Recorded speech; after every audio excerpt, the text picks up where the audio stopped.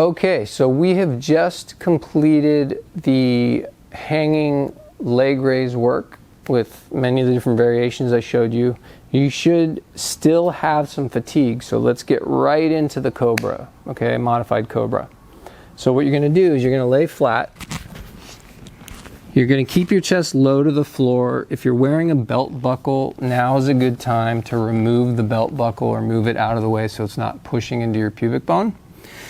And then what you're going to do is start to pull your elbows back. So get your elbows under your shoulders.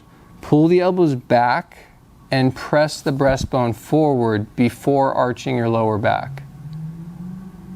Now, press the pubic bone into the table and see if you can feel a stretch in the abs without even coming up off the mat very far. Okay?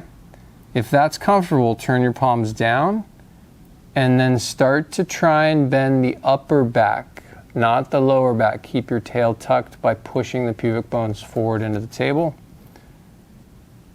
Keep pulling the elbows back. Feel the stretch travel to the high abs.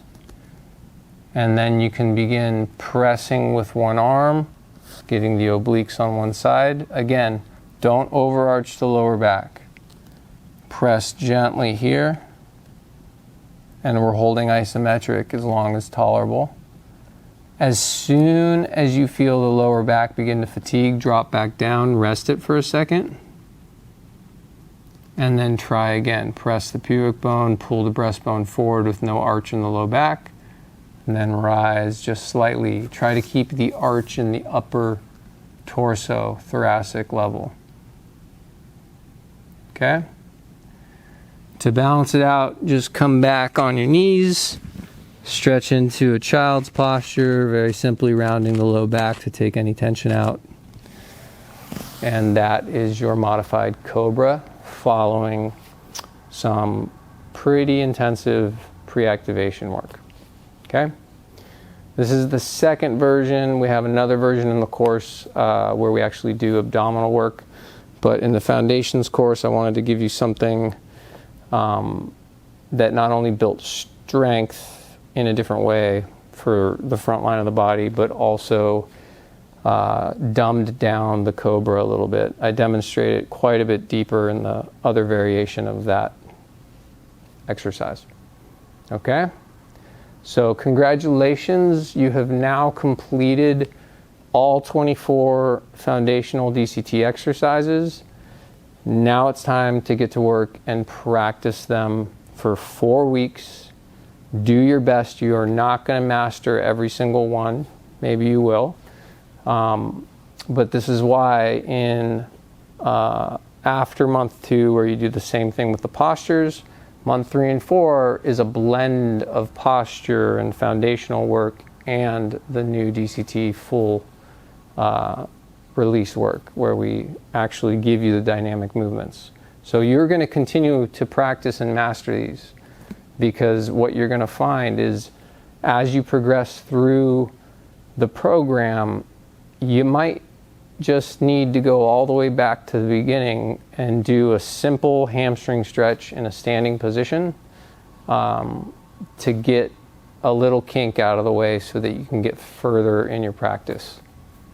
And the last thing I'll leave you with is this is month 1 of a significant commitment of your time. So I want you to think of this as a discipline versus an exercise program. Think of yourself as a student of martial arts, where as you progress through each section of the course, it's almost like you're achieving the next belt, the next level of qualification, because you are required not only to know how to get into the position, but how to feel everything correctly. And part of the test of that knowledge is when someone in your life comes to you and needs help, and you actually realize that you know how to teach this work because you've delved that deep into learning it for yourself.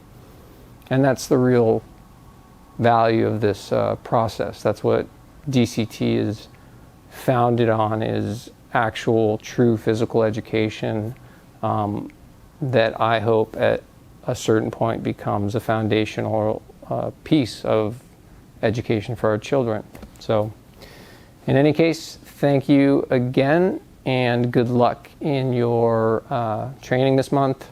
And I look forward to seeing you in the posture-based exercise portion of the course.